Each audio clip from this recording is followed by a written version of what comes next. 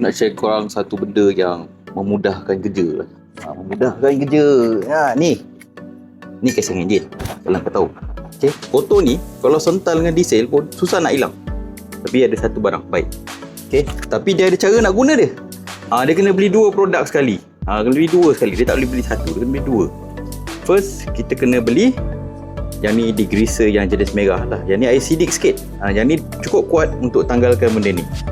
Yang ni cukup kuat. Yang kedua, kita kena beli yang jenis alkaline macam ni. Nanti link akan bagi. Cara-cara nak guna je, nanti aku tunjuk. Macam gini cara nak pakai dia.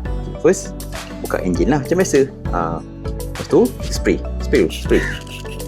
Sabun bekas tak ada hal lah. Bekas mana-mana boleh pakai. Dah sental. Okay. Jenis yang degreaser ni kena cepat. Okay. Sebab dia memang kalahkan, dia akan melongoikan o-ring. Jadi kalau yang jenis ada o-ring kan, macam dekat kita ada lubang ni gear kan. Yang gear ni maksudnya kita kena buat kerja cepat-cepat. So ambil, tembak berus sikit dengan pantas. Korang sental dengan pantas. Sental.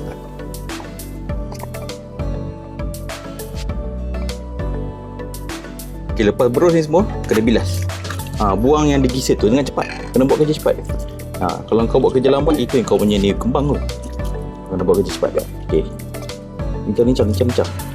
Ada lagu. Okay. Buat bersih kan?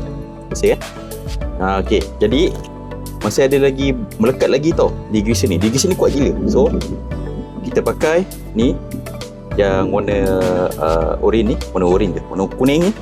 Spray. Ni bagi neutralize. Ini yang buatkan yang degreaser tadi tu tak makan o-ring. Macam itu cara dia. Kerja senang. Yang ni dia makin lagi bersih kan sebenarnya. Dia hilangkan yang aluminium punya karat halus-halus tu. Dia kuat, dia cukup hilangkan. Tapi dalam masa sama, dia tak gigit. Dia tak gigit material. Tu bagus ke?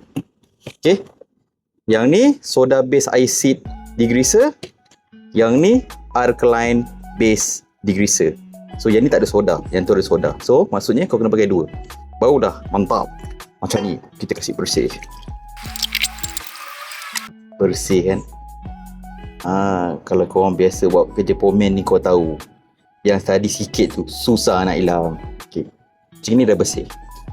Jadi kita tengok dekat enjin lah. Aku dah cuci enjin. Yang ni part yang terakhir aku cuci. Yang kita tengok yang enjin lah. Ni lepas cuci casing enjin, memang bersih kan. Bersih gila tu. Okay, kita tengok berakatan pula bersih.